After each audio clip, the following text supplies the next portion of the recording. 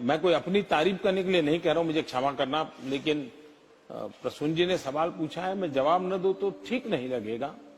जब मैं गुजरात में था मुख्यमंत्री के नाते, तो सार्वजनिक समारंभ में जाता था तो लोग बैंड सौगात देते हैं, बढ़िया सा शॉल देते हैं, कभी कोई चांदी की तलवार दे देता है, कोई अच्छा अच्छा ताजमहल दे देता है, कुछ न कुछ देते रहते हैं, बहुत बढ़िया बढ़िया पेंटिंग देते हैं।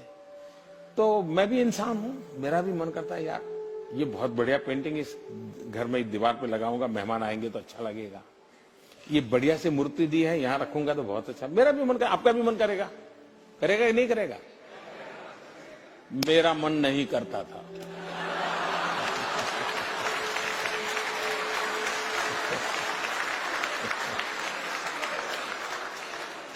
और मैं ये सारी चीजें सरकार का जो ट्रेजरी होता है, तोशाखाना बोलते हैं, उसमें डाल देता था।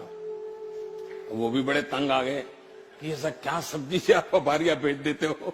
मैंने कहा मैं कहाँ रखूंगा भाई, मेरे कौन संभालेगा इन चीजों को, कोई इसके लिए किसी को रखना पड़ेगा मुझे। मैं दे देता था। फिर मैं उसका वैल्यूएशन करवाने लगा, फिर मैंने उसका ऑक्शन करवाना शुरू किया।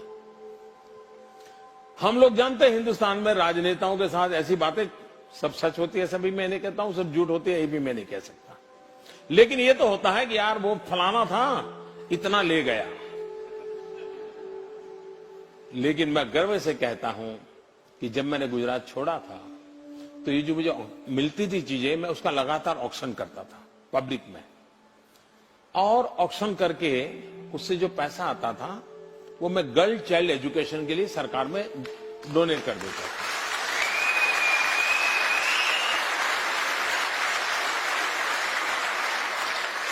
और करीब करीब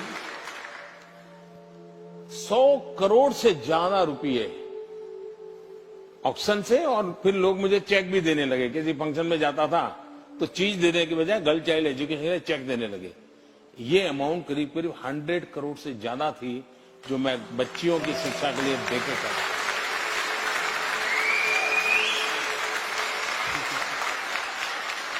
जब मैं मुख्यमंत्री से निकल करके दिल्ली आना तय हो गया, आप लोगों ने मुझे धक्का मार दिया,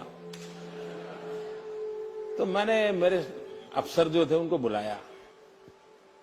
मैंने कहा भाई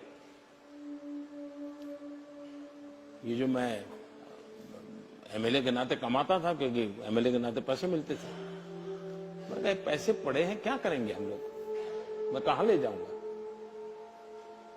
आप हैरान होंगे सुनकर के, मुझे अभी याद नहीं है, शायद 5-6 लाख रुपया था।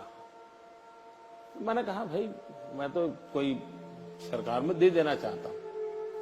और मैंने कहा मेरी इच्छा यह है कि गांधीनगर के सचिवालय में जो ड्राइवर और प्यून है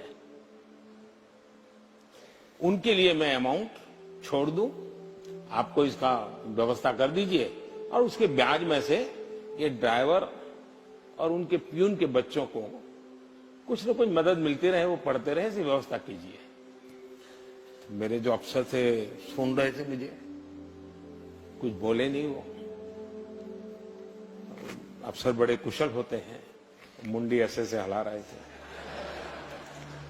मैं भी सोच रहा था मेरी बात मान ली, कुछ करेंगे।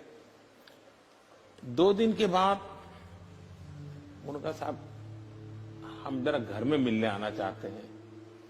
मैंने कहा आई जाइए, क्योंकि मुझे जाने की तैयारी कर रहा था। उन्होंने कहा साहब आप ऐसा मत कीजिए, पता नहीं कब आपको पैसों की जरूरत पड़ जाए और आपके पास कुछ है नहीं। मेरे अफसरों ने मुझे वो पैसे देने नहीं दिए, तो मैंने कहा यार कम से कम मैं तो क्या करूंगा इसे ले जाकर। आखिरकार वो बहुत समझाने पर मान गए, और सारे पैसे तो मेरे उन्होंने लेने से मना कर दिया, लेकिन एक छोटा सा फाउंडेशन बनाया, और मुझे याद नहीं आज शायद 21,000 रुपया है, इतना कुछ शायद उसमें मैं दे करके इन गरीब लोगों के लिए दे करके निकल गया। शायद मेरी जिंदगी ही मैं ऐसी अभाव में पैदा हुआ हूं, इसलिए मुझ पर किसी चीज का प्रभाव नहीं होता है।